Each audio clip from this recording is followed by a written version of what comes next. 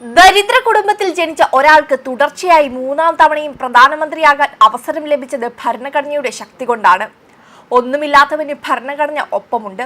Namibia പാർലമെന്റിനെ അഭിസംബോധന ചെയ്യവേ പ്രധാനമന്ത്രി നരേന്ദ്രമോദി പറഞ്ഞ വാക്കുകളാണിത്. ഇന്ത്യൻ ജനാധിപത്യത്തിന്റെ ശക്തി വിളിച്ചു പറയുകയായിരുന്നു അദ്ദേഹം. നമീബിയയുടെ പരമോന്നത സിവിലിയൻ അവാർഡ് നൽകിയതിനും പ്രധാനമന്ത്രി നന്ദി പറഞ്ഞു. അദ്ദേഹത്തിന്റെ വാക്കുകൾ ഇങ്ങനെയാണ്: ഈ ബഹുമതി എനിക്ക് നൽകിയതിന് ഞാൻ നിങ്ങളോട് നന്ദി പറയുന്നു.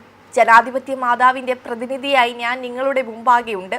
ഇന്ത്യയിലെ 140 കോടി ജനങ്ങളുടെ ഹൃദയംഗമമായ ആശംസകൾ ഞാൻ എന്നോടൊപ്പം കൊണ്ടുവരുന്നുവെന്നും അദ്ദേഹം പറഞ്ഞു.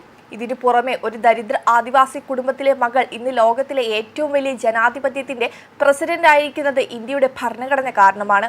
എന്നെപ്പോലുള്ള ഒരു ദരിദ്ര കുടുംബത്തിൽ ജനിച്ച ഒരാൾക്ക് തുടർച്ചയായി മൂന്നാം തവണയും പ്രധാനമന്ത്രിയാവാൻ അവസരം ലഭിച്ചത് ഭരണഘടനയുടെ ശക്തി കൊണ്ടാണ്. ഒന്നുമില്ലാത്തവന് ഭരണഘടനയുടെ ഉറപ്പുണ്ടെന്നും പ്രധാനമന്ത്രി വ്യക്തമാക്കി. ഇതിനു പുറമെ സ്വാതന്ത്ര്യ സമരത്തിൽ നമീബയ്ക്കൊപ്പം ഇന്ത്യൻ ജനത അഭിമാനത്തോടെ നിലകൊണ്ടു. നമ്മുടെ സ്വാതന്ത്ര്യത്തിന് മുമ്പ് തന്നെ ഐക്യരാഷ്ട്രസഭയിൽ ഇന്ത്യ തെക്കു പടിഞ്ഞാറൻ ആഫ്രിക്കയുടെ വിഷയം ഉന്നയിച്ചിരുന്നു. നമീബിയയിലെ UN സമാധാന സേനയുടെ നയിച്ചത് ഒരു ഇന്ത്യൻ ലഫ്റ്റനന്റ് ജനറൽ ദിവാൻ പ്രേംചന്ദ് ആയിരുന്നു. വാക്കുകളിൽ മാത്രമല്ല പ്രവൃത്തിയിലും ഇന്ത്യ നിങ്ങളോടൊപ്പം നിൽക്കുന്നതിൽ അഭിമാനിക്കുന്നുവെന്നും അദ്ദേഹം വ്യക്തമാക്കി. കൂടാതെ നമ്മുടെ ജനങ്ങൾ തമ്മിലുള്ള സൗഹൃദത്തിന്റെ പ്രതീകമായി നമീബിയയുടെ പരമോന്നത സിവിലിയൻ അവാർഡ് ലഭിച്ചതിൽ ഞാൻ അങ്ങേയറ്റം അഭിമാനിക്കുന്നു. നമീബിയയിലെ മനോഹരമായ സസ്യങ്ങളെ പോലെ നമ്മുടെ സൗഹൃദം കാലത്തിന്റെ പരീക്ഷണത്തെ അതിജീവിച്ചു. നിങ്ങളുടെ ദേശീയ സസ്യമായ വെൽവിച്ചിയ മിറാബിലീസിനെ പോലെ അത് കാലത്തിനനുസരിച്ച് കൂടുതൽ ശക്തമായി വളരുന്നുവെന്നും തന്റെ പ്രസംഗത്തിൽ പ്രധാനമന്ത്രി പറഞ്ഞു. ഇതിനു പുറമെ ഇരു രാജ്യങ്ങളും തമ്മിലുള്ള മുൻകാല ബന്ധങ്ങളെ മാത്രമല്ല ഭാവിയുടെ സാധ്യതകൾ തിരിച്ചറിയുന്നതിലും ഇരു രാജ്യങ്ങളും ശ്രദ്ധ കേന്ദ്രീകരിക്കുന്നുണ്ട്.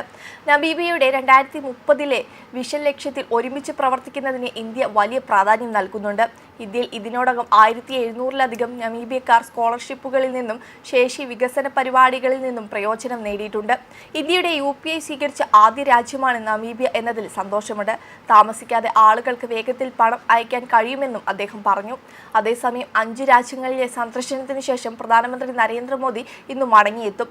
10 വർഷത്തിനിടയിൽ നരേന്ദ്രമോദിയുടെ ഏറ്റവും ദൈർഘ്യമേറിയ വിദേശ പര്യടനമായിരുന്നു ഇത്.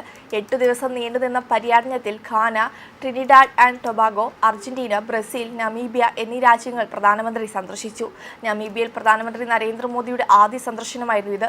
3 പതിറ്റാണ്ടിനിടെ ഒരു ഇന്ത്യൻ പ്രധാനമന്ത്രി ആദ്യമായാണ് നമീബിയ സന്ദർശിക്കുന്നത്. ഡിജിറ്റൽ പണമിടപാട് സംവിധാനമായ UPI ഈ വർഷം അവസാനത്തോടെ നമീബിയയിൽ നടപ്പാക്കാൻ തീരുമാനമായി.